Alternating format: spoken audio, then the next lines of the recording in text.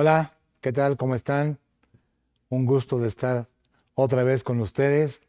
Ahora con un tema que todos los años nos vemos en la obligación o necesidad de presentar a un organismo, en este caso se llama Seguro Social, que todos ustedes pues ya lo conocen. Y sobre todo por la parte de la cobranza, de la fiscalización. ¿De qué vamos a hablar en este tema, en esta materia? Vamos a hablar de la siniestralidad laboral, los riesgos de trabajo que llegan a presentarse en nuestras empresas. Haremos un profundo análisis a que no todo es riesgo de trabajo. Vamos a ver por qué se causan, qué es lo que los provoca, cómo combatir ese origen.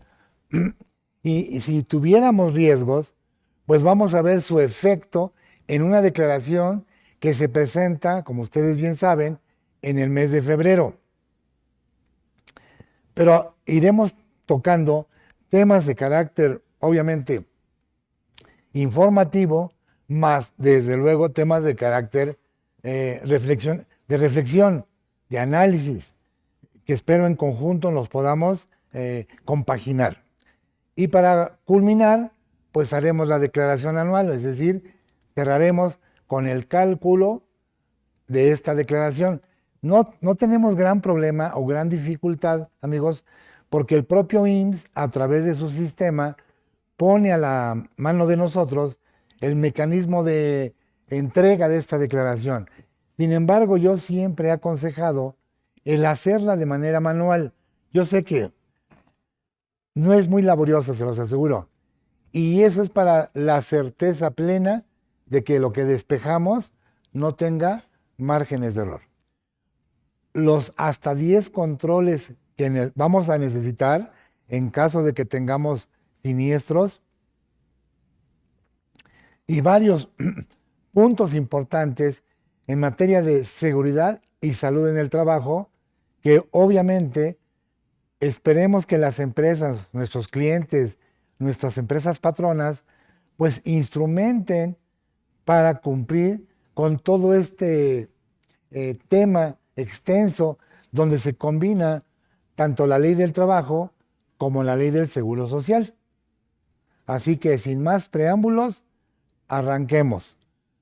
¿Ok?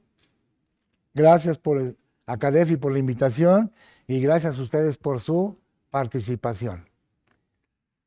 Miren, lo primero que debemos de hacer en un tema como la prima del seguro de riesgos de trabajo es checar si mi empresa está correctamente clasificada. Les explico. Cuando una empresa se da de alta, se inscribe al Seguro Social por primera vez, se autoclasifica, determina de manera propia la prima con la cual va a pagar las cuotas del seguro de riesgos de trabajo. Recordemos que ese seguro es muy variable o varía por el tipo de empresa, la clase de riesgo, o varía por la siniestralidad laboral. Son las dos causas que la hacen variar. No es una cuota fija. Puede tener incremento, decremento, según a qué me dedico o según los siniestros que tenga. Bueno, pero antes de hacer la declaración anual de esta prima, es importante y tener bien preciso si estoy correctamente clasificado. Es decir, si corresponde la prima a la que yo me inscribí a la actividad que estoy realizando. ¿Por qué? Miren, explícolo. Voy a hacer un ejemplo muy sencillo, muy práctico. Vamos a pensar que aquí nuestro líder en la tecnología, Pepe, saludos Pepe, que te conozca la gente, aunque sea por nombre, Pepe, tiene una empresa que vende muebles. Y resulta que un día le llega una oferta de un fabricante de colchones, le trae 100 piezas a un precio bastante accesible, reducido. Y entonces Pepe dice, oye, pues me interesa comprártelos todos. El problema de Pepe es que pues no tiene una bodega muy amplia. Y ya ven que en algunas empresas se crean los llamados tapancos, es decir, una especie de segundo piso dentro de sus bodegas. Y utiliza para colocar ahí los colchones un montacargas. Primer ejemplo. ¿Okay? Adquirió un montacargas para subir los colchones y almacenarlos. Segundo ejemplo, recordemos que vende muebles.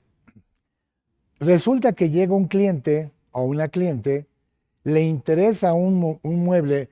En este ejemplo voy a poner una cocina integral, de las que tienen exhibición Pepe en su negocio. Entonces el cliente dice, así como está colocada, así quiero que quede en mi casa. ¿Me la puede usted instalar? Y Pepe, valorando al cliente, dice, es que no instalo. Ah, usted no instala. Entonces, ¿qué cree? Voy a cambiar de tienda, de mueblería. Me voy a una donde sí instalen. Y entonces Pepe estaría perdiendo un cliente, que no es la postura de ningún empresario, perder clientes. Y entonces Pepe, pues para no perder al cliente, le ofrece a ese cliente instalarle la cocina. Ya hablamos de dos hipótesis. Y la tercera y última, el cliente se quiere llevar la sala. El problema es que no trae transporte para ese tipo de muebles. Viene en su vehículo particular, un carro, un auto, pues no cabe ni un sillón. Y entonces le dice al vendedor, en este caso a Pepe, oiga, ¿me lo puede llevar a domicilio? Pepe le contesta, pero es que no tengo equipo de transporte. Pero mire, en la esquina hay una mudancera, hable con ellos, se lo pueden llevar. Y entonces el cliente le dice, no, dice, porque no me dan ninguna garantía de que los muebles me lleguen en buen estado. Además, pues encarece el costo. Y entonces el cliente tal vez ya no quiera hacer la operación con Pepe. Entonces Pepe, para no perder el cliente, pues contrata un chofer y además compra a plazos o como sea un vehículo para entregar esa mercancía. Fíjense, montacargas, chofer o instalación. Cuando se dio de alta Pepe, era clase 1, estoy inventando, la prima más baja. Pero una vez que tenga cualquiera de los tres que acabo de mencionar, cambia de clase y por lo tanto cambia de prima. Ahora ya no va a estar en la clase 1, va a estar hasta en la clase 3, que obviamente refleja una prima mucho mayor a la de la clase 1. No es igual cotizar al seguro con 0.54 que con 2.59. Y eso que no hemos presentado aún la declaración. Fíjense.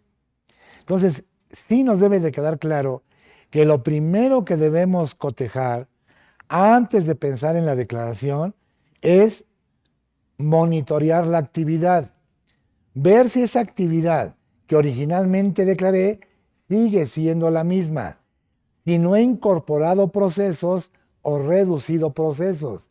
Y para eso tengo que consultar el catálogo de actividades. Ese catálogo lo van a encontrar en el artículo 196 del reglamento de afiliación, recaudación y fiscalización. El último artículo se divide en 268 fracciones. Alguna fracción debe ser similar a su negocio.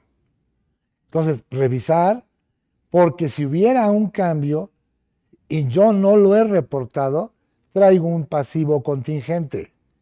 El día menos esperado me puede caer una inspección del IMSS a revisar mi actividad. Y tomando el ejemplo de Pepe, de José, ¿cuál era la actividad originalmente reportada?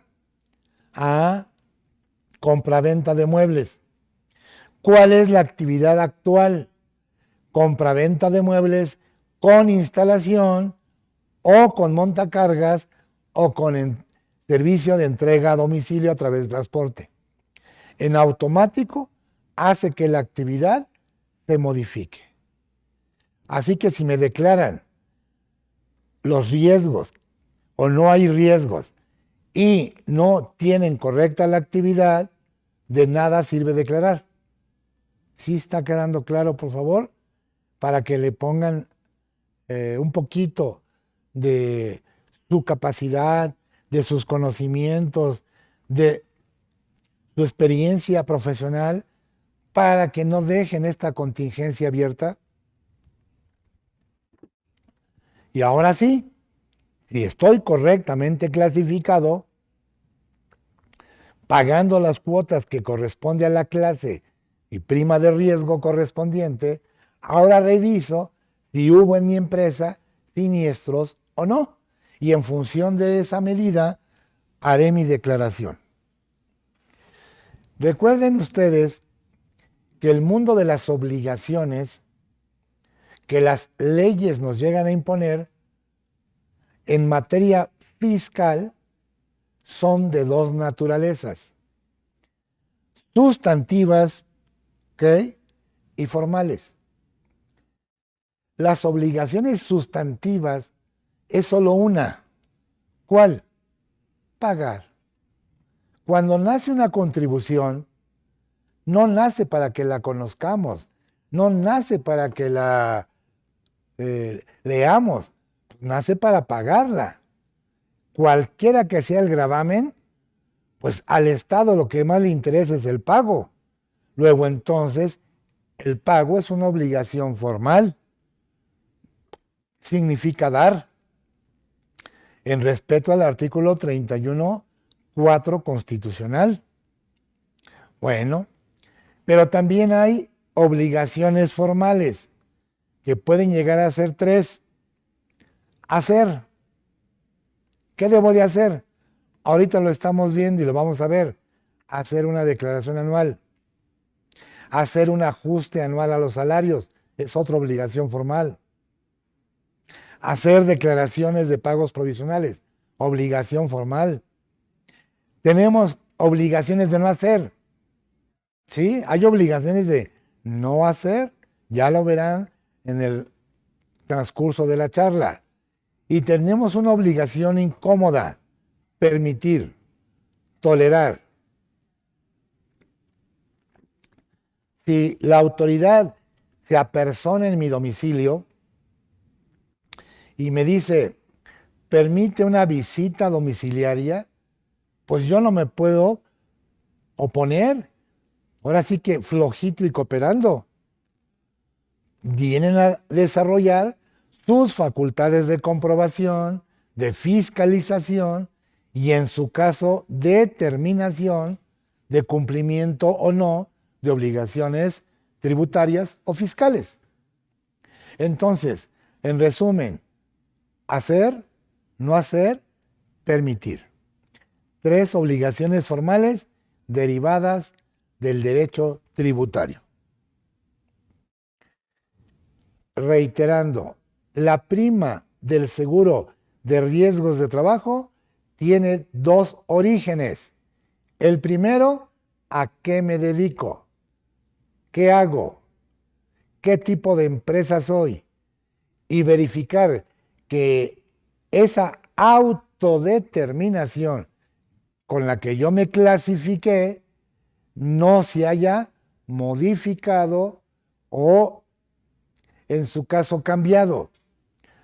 Porque puede pasar que yo esté ya incorrectamente clasificado y tenga a lo mejor una clase mayor a la que me corresponde, o en el peor de los casos, una menor. Si es mayor, están pagando de más. Si es menor, están pagando de menos. Hijo de la mañana. De cualquiera de las dos formas, pues estamos tirando o arriesgando el patrimonio o el dinero.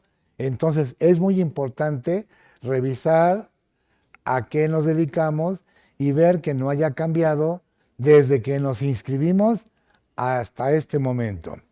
Y luego viene la segunda forma de llegar al cálculo de la prima. ¿Cómo se calcula?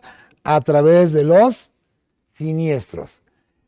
En este resumen que ven en su material, ahí se nota claramente las dos raíces de la prima: a la actividad a la que yo me dedico o a la siniestralidad que yo reflejo.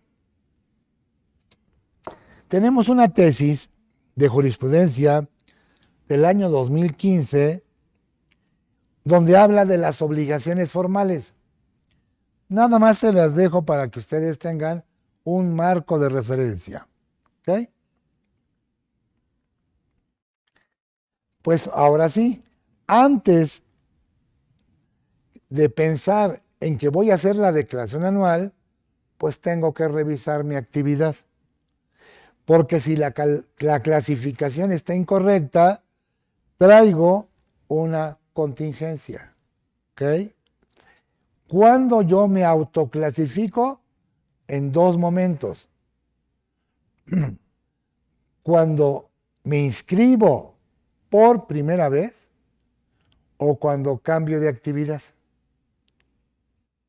Es decir, cuando hablamos de actividad, hay dos momentos: la inscripción por primera vez y segundo momento, al cambiar la actividad o alguna tarea de esa actividad que por su acción o actuar conlleve un cambio de prima, un cambio de clase. Para eso tengo que revisar 72 de la ley, 73 de la ley, 75 de la ley del Seguro Social. Ahí están los supuestos para el cambio de actividad. En su caso, cambio de prima. ¿Okay? Son los dos supuestos previstos por la norma. Para reiterar lo que he estado diciendo, ahí está el 72 que dice literalmente: al inscribirte por primera vez o al cambiar de actividad, te autoclasificas. Artículo 73, al inscribirte por primera vez o al cambiar de actividad, te autoclasificas. Y artículo 75, esto solo aplicará cuando te inscribas por primera vez o cuando cambies de actividad. Y entonces, ahí está la prima que le corresponde a cada clase.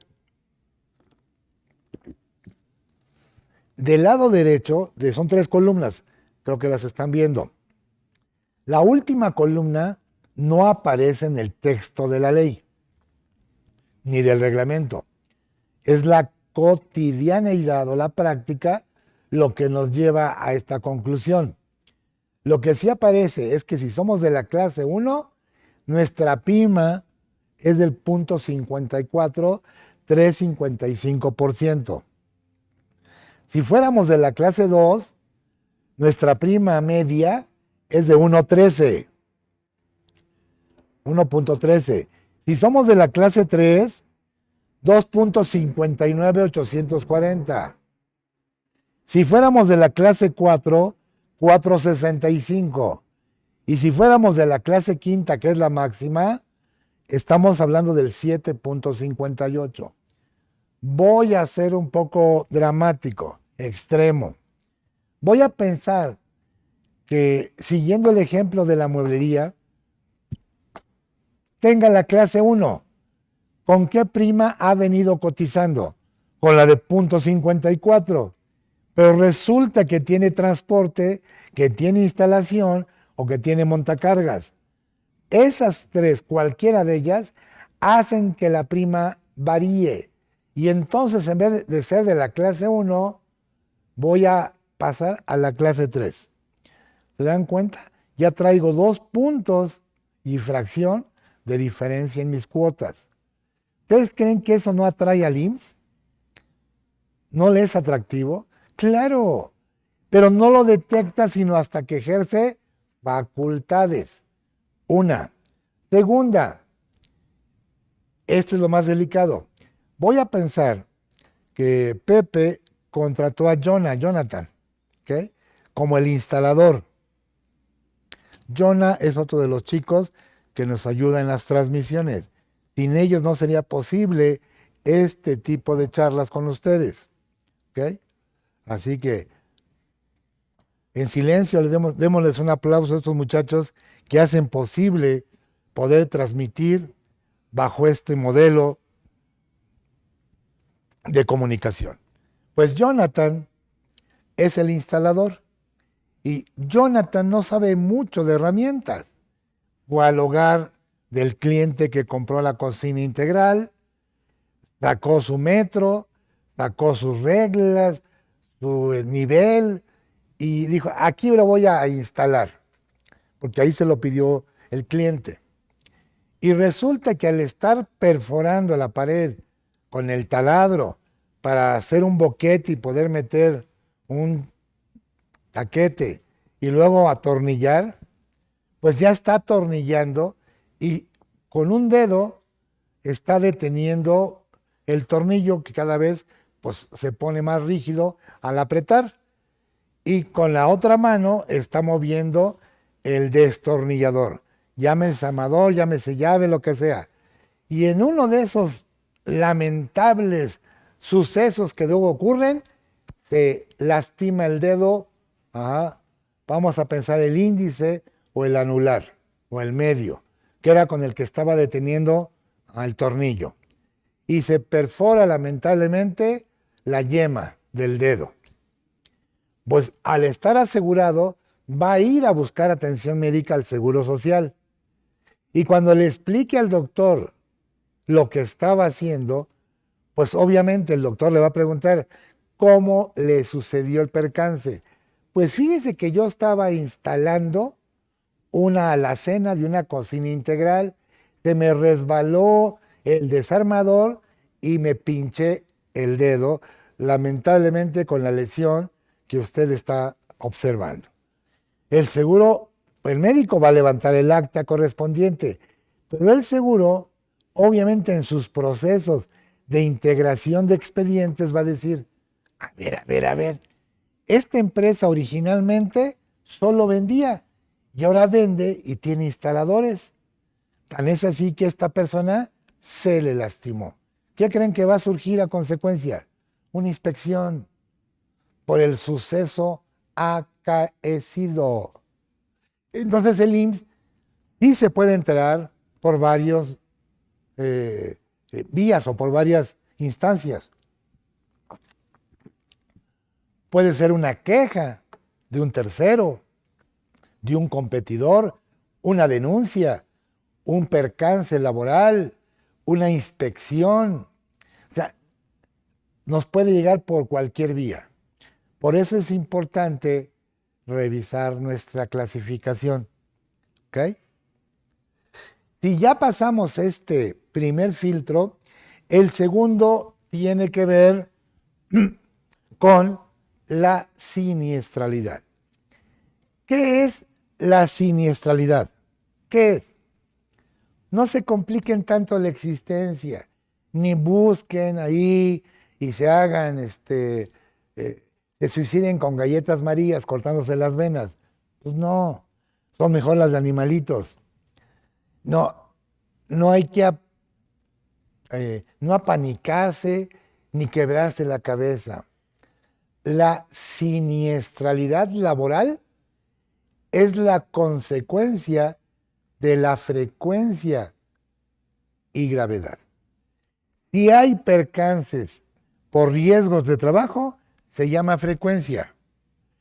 Si son graves o muy graves, pues entonces hablamos de gravedad.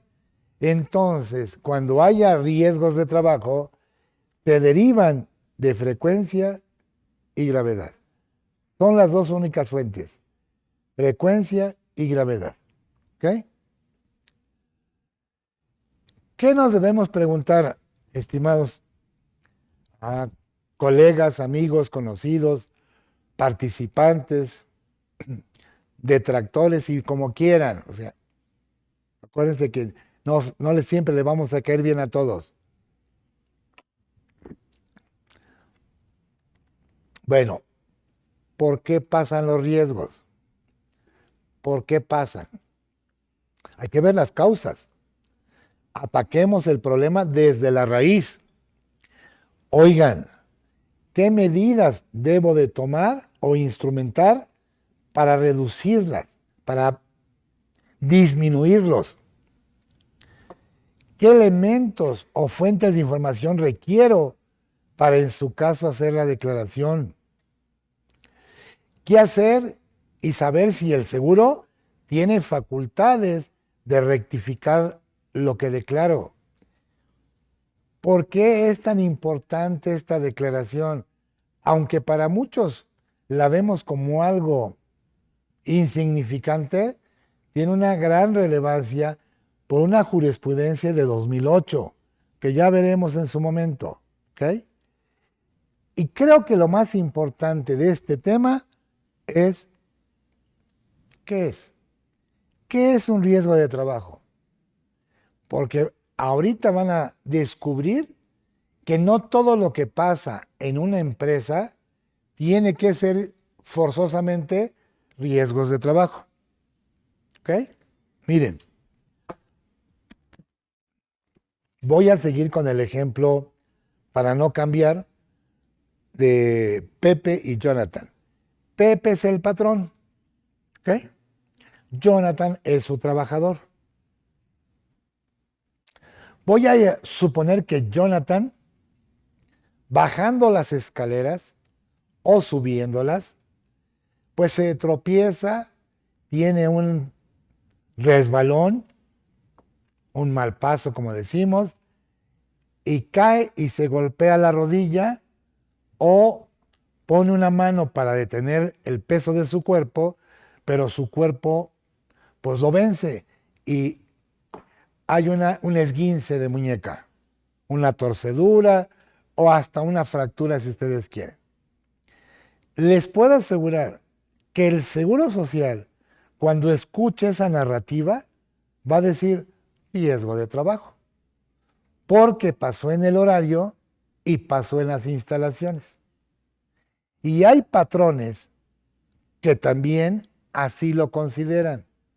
Pero lo más grave es que haya contadores y abogados, jefes de personal, gerentes de recursos humanos, directores de capital humano, asesores, consultores y todo aquello, auditores y todos los que intervienen, que también piensan igual. Y lástima, Margarito, como dicen, ¿ok? Qué equivocados están. Porque no es el horario, ni son las instalaciones el detonante. Lo que provoca un riesgo de trabajo se llama con motivo o en ejercicio. ¿Qué es eso? Explico.